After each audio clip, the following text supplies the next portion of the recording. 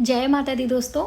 तो अभी गृह प्रवेश पूजा के दूसरे दिन हम ये चौकी का विसर्जन कर रहे हैं, जिसमें जितने भी कलश हैं, फल मिठाइयाँ और जो हम बात करें कि नारियल है और ये पान के पत्ते, आम के पत्ते, अशोक के पत्ते, जितना भी बंधनवार था, इन सब आप देखिए हर कलश में जल भरा हुआ है। बहुत ही शुभ माना जाता है। और जितने भी चावल से नवग्रह देवता बने हुए थे, वास्तु हैं, क्षेत्रपाल हैं, या हम बात करें मातृका पूजन, सभी कलरफुल चावलों से निर्माण हुआ था, जिसकी वीडियो मैंने आपको पहले ही दी थी। उन सब चावलों का हमें क्या करना है और जितने भी कलश हैं वो हम क्या करेंगे, कौन सी चीज़ें घर में रखनी है, कौन सी चीज़ें विसर्जित करनी है, और यहाँ पे आप देख सकते हैं सभी प्रॉपर वीडियो हम आपको इसमें शामिल करने वाले हैं। साथ ही आपके सभी के बहुत सारे सवाल आए हैं कि दीदी आप जिस रेंट पे घर पे रहते थे वही वाला परचेज करके उसमें आपने पूजन किया है या कि दूसरा लिया है, क्योंकि उन लोगों को किचन वगैरह सेम दिख रहा है। और जो मैंने कलश की वीडियो वगैरह दी थी, ये देखिए नारियल टूटा हुआ है जो मुख्य दरवाजे पर पूजन हुआ था। कलश की हम बात करें तो बहुत सारे कलश थे, 9-10 कलश हैं और सब पे श्री कलश लगा हुआ था। और ये देखिए 4 नारियल इधर ही आपको दिख रहा है, एक 5वां फूटा हुआ है दरवाजे पर, और ये 4 है, एक किचन में रखा हुआ है। तो इस तरीके से हम बात करें तो 8, 9, 10 कलश बने हुए थे। और ये जो लौंग इलायची है, या हम बात करें पीली सरसों है, तो ये सब हम रसोई में रख लेंगे, जितनी भी साफ़ सुथरी चीज़ें हैं। और ये जो अभिषेक हुआ था उसका जल है भगोने में, और ये केले का स्तंभ है। तो देखिए केले के स्तंभ से बात याद आई कि हमें अपने घर में केले का पेड़ नहीं लगाना चाहिए। यदि आप गुरुवार का व्रत कर रहे हैं तो आप लगाकर बैक साइड बालकनी में रखकर आसपास तुलसी का पौधा ज़रूर रखें। और दोस्तों आपको दिखा दूं कि कुछ में जल भरा हुआ था और कुछ में अनाज था। तो ये देखिए चावल आपको दिख रहा होगा।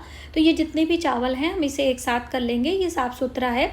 कुछ चावल घर में हल्का सा छिड़क के बाकी चावलों को हम किसी ज़रूरतमंद को दे देंगे। और जैसे कि पूजा के जब तेल बच जाते हैं तो हम इसे जलाकर प्रकाश के रूप में इनका इस्तेमाल करते हैं। पूजा में नहीं जलाया जाता है, सिर्फ प्रकाश के लिए जलाया जाता है। ठीक है दोस्तों, इतना सुंदर सजा है, इतनी सुंदर सजावट है कि ये सब हटाने का दिल ही नहीं कर रहा है। लेकिन क्या है कि पूजा के बाद चौकी विसर्जन और ये सारी चीज़ों को हमें विसर्जित करना होता है, कितना भी खूबसूरत क्यों ना हो। तो अभी वही हम करने जा रहे हैं यहाँ पर। और जैसा कि गृह प्रवेश पूजा बहुत अच्छे से संपन्न हो गई थी, और देवी देवताओं की कृपा, पितरों का आशीर्वाद ऐसे ही हमारे परिवार पर बना रहे। और आप सभी ने बहुत सारा प्यार दिया, बहुत सारा आशीर्वाद दिया, इसके लिए तहे दिल से शुक्रिया। आप में से जिसको भी नए घर बनाने का सपना है, अभी तक पूरा नहीं हुआ है, वो सभी आप विशेष उपाय करें, अपने पुण्यों को बढ़ाएं, तो ज़रूर आपके जीवन में भी आपका जो सपना है नए घर में जाने का, वो अवश्य ही पूर्ण होगा। तो हमारे तरफ से आप सभी को बहुत सारा आशीर्वाद। और इसके साथ में ये देखिए, एक बार मैं आपको इस तरफ से दिखाती हूँ। तो चलिए दोस्तों, एक एक चीज़ हटाना प्रारंभ करते हैं। और जो अक्षत का छिड़काव वगैरह था वो सब पंडित जी ने पहले ही करा दिया था, कलश को पहले से हिला दिया था। अब हम सिर्फ जितने भी भोग प्रसाद हैं उसे हटा लेते हैं, और जितने भी फूल माला है, दक्षिणा है, जो छूट गया है, वो सब एक साथ करके रख लेंगे। जो ये फल मिठाइयाँ हैं वो सब परिवार में, पड़ोस में, आसपास में हम बांट कर इसे खा लेंगे, और प्रसाद एक दूसरे को देकर वितरित करके ही खाएंगे। और बात करें कि जो लौंग इलायची है, ये देखिए लगा हुआ है, ये हम फूलों के साथ में विसर्जित कर देंगे। आप चाहें तो लौंग इलायची निकाल सकते हैं एक एक करके, लेकिन बहुत सारा है तो कितना ही निकालेंगे। और ये जो देवी देवता हैं इन्हें हम अपने पूजा मंदिर में विराजमान कर देंगे। बहुत सारी बहनें पूछ रही थी दीदी ये जो गणेश जी हैं आपके, ये धातु के हैं? तो देखिए मिट्टी के हैं।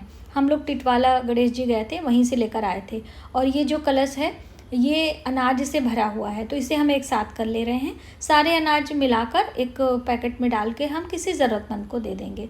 फूल सारे सूख गए हैं, इन्हें हटा लेंगे। और जो सुपारी पर देवी देवताओं का आवाहन हुआ था, जैसे कि कलश में वरुण देवता का आवाहन और इसमें वास्तु देवता का आवाहन हुआ था, तो ये सब जल प्रवाह करेंगे। और यहाँ पे पास में एक मंदिर है, वहीं पर जाकर लोगों ने बोला है कि वहीं पे हम लोग अपना विसर्जन करते हैं। और ये सारी देवी देवताओं की प्रतिमाएं अपने पूजा मंदिर में रख लेनी है। और दोस्तों बता दूं कि अभी हमारे घर में पूजा मंदिर नहीं है, हमने एक छोटा सा पूजा मंदिर बनाया है, उसी में पूजा अर्चना करते हैं, क्योंकि अभी कुछ कंस्ट्रक्शन का काम बाकी है, जैसे बालकनी वगैरह अभी थोड़ा सा आगे स्पेसियस होगा, तो इस वजह से मंदिर तभी लेंगे जब स्पेस समझ में आएगा कि कितना स्पेस हमको मंदिर के लिए मिल रहा है। अब एक एक करके आपके सवालों के जवाब भी दे दूं कि बहुत सारी बहनें पूछ रही थी कि जो रेंट का घर था वही सेम आपने परचेज कर लिया और फिर ये गृह प्रवेश किया है। तो नहीं बहन, हमने दूसरा परचेज किया है। आपको सेम दिख रहा है, किचन वगैरह के जो टाइल्स वगैरह है वो सब दिख रही होगी, क्योंकि सेम बिल्डर यानी कि सेम बिल्डिंग में ही मैंने लिया है। बस अंतर इतना है कि वो 1 BHK था, ये 3 BHK है। और जगह की बात करें कि कहाँ पर लिया है, तो कल्याण वेस्ट में ही हम रहते थे और कल्याण वेस्ट में ही हमने लिया है, और जिस बिल्डिंग में हम रेंट पर थे उसी बिल्डिंग में हमने ये परचेज किया है। इसलिए आपको सेम चीज़ें, सेम किचन वगैरह दिख रही होंगी, ठीक है। वो नहीं है क्योंकि वो हम 4 दिन पहले ही छोड़ दिए थे, उसका भी वीडियो मैंने आपको दिया था कि अभी हम इस रूम को छोड़कर जा रहे हैं अपने किसी रिलेटिव के यहाँ 4 दिन, क्योंकि हम 14 को हमने छोड़ा था और हमारा 19 तारीख की रात्रि से हमारी पूजा प्रारंभ हुई थी। आपको बता दूं कि पुरोहित के बारे में भी बहुत सारी बहनों ने पूछा था कि आपने मुंबई से पुरोहित बुलाया था या फिर प्रयागराज से। तो रहने वाले पुरोहित प्रयागराज के हैं, लेकिन वो बहुत साल से 10-15 साल के 20 साल से यहीं महाराष्ट्र में ही पूजा वगैरह कराते हैं, और काफ़ी अच्छी पूजा हुई थी, आपने वीडियो देखा होगा। और हम बात कर लें, बीच में बात को काट रहे हैं कि इस तेल को हम प्रकाश के रूप में इस्तेमाल करेंगे। पूजा में दोबारा बचा हुआ तेल हम नहीं इस्तेमाल करते हैं कभी भी, किसी भी पूजा में हो। और बाकी बर्तन धोकर साफ करके हम बाद में जब भी पूजा होगी तो यूज़ करेंगे। और ये जो कलरफुल चावल है, इन्हें हम सब एक साथ करके कपड़े में बांधकर जल प्रवाह करेंगे। जल में रहने वाले जीव जंतुओं का भोजन बन जाएगा, ठीक है। तो इस तरीके से जब भी जल प्रवाह की बात आती है तो ये सब चीज़ें इस तरह से की जाती हैं। कलश के जल की हम बात करें तो ये जनेऊ वगैरह सब विसर्जित हो जाएगा। और एक खुशखबरी की बात है दोस्तों कि जितने भी कलश थे कोई भी सूखा नहीं है, सब में जल थोड़ा थोड़ा बचा हुआ है। ये बहुत अच्छी बात है, शुभता की निशानी है। फिर भी सारे मिट्टी के कलश एक साथ कर ले रहे हैं, और जो किचन में है ना, उससे भी हम उसका जल घर में थोड़ा सा छिड़काव करके बाकी हम विसर्जित कर देंगे। और जो ये मुख्य दरवाजे पर पूजन वगैरह हुआ था, ये सब भी हम ले लेंगे, फूल वगैरह सब एक साथ कर लेंगे। बहुत सारा हो जा रहा है दोस्तों, क्योंकि उठाने में काफ़ी मशक्क़त हो रही है। और जैसा कि अभी अकेले ही हैं, कोई भी ज़्यादा बाहर से कोई भी नहीं आया था, हमारे जो आसपास के रिलेटिव थे वही आए थे। यहाँ तक कि हमारी बेटी भी नहीं आ पाई थी, क्योंकि उसका ट्रेनिंग चल रहा है, मेडिकल फील्ड में है, तो लास्ट टाइम है, तो इस वजह से वो भी नहीं आ पाई। और प्रयागराज से भी कोई नहीं आया। और ये देखिए, कलश में थोड़े थोड़े जल सब में बचे हुए हैं। और बहुत ही खुशी की बात है आपके कमेंट का अगला सवाल कि आप लोग यहीं पर रहने वाले हो कि प्रयागराज जाओगे। तो हम लोग देखिए, प्रयागराज में हमारा ससुराल है, हमारा अपना खुद का घर है, तो हमारा आना जाना तो वहाँ से लगा रहेगा। बेटा हमारा यहीं पर रहेगा, क्योंकि उसकी जो बिजनेस है, जो ऑफिस है, वो सब इधर ही है, तो वो आता जाता रहेगा। और जब हमारी शादी हो जाएगी बहू की, तो मतलब बेटे की शादी हो जाएगी, तो बहू भी यहीं पर रहेगी, और कभी कभी तीज त्यौहार पर प्रयागराज भी आती जाती रहेगी, क्योंकि हमारा वहाँ पर घर है। और सबसे अहम बात है कि गंगा यमुना पवित्र नदियाँ हैं, तो ऐसे अपना घर थोड़ी कोई छोड़ता है, तो आना जाना लगा रहेगा। और आप देख सकते हैं यहाँ पर ये 4 नारियल हैं, एक टूटा हुआ नारियल है, एक किचन में है, और 4 इधर आप देख सकते हैं, लाल, हरा, सफ़ेद और पीला रंग का है। तो ये सारे नारियल हम जल प्रवाह कर देंगे। कपड़े सहित हम करने वाले हैं।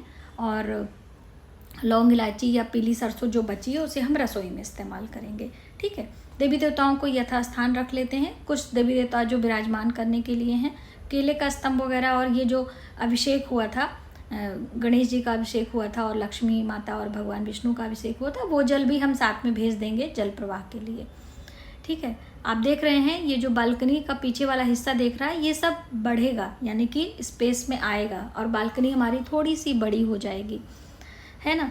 तो इस तरह से पूजा उपासना करते हुए बहुत सारी थकावट भी होती है, बहुत सारी व्यस्तता भी होती है, इसके कारण हम आपके लिए वीडियो भी नहीं ला पा रहे हैं प्रॉपर तरीके से। और आप सभी का प्यार और आशीर्वाद हमारे चैनल और हमारे परिवार को ऐसे ही मिलता रहे, यही ईश्वर से प्रार्थना है। यदि आपका भी मन है कि हमारा भी एक नया घर हो, तो आप अपने पुण्य को बढ़ाएं, देवी देवताओं से प्रार्थना करें, अवश्य ही आपके जीवन में ये शुभ अवसर प्राप्त होगा। जय माता दी दोस्तों, आज की वीडियो में बस इतना ही।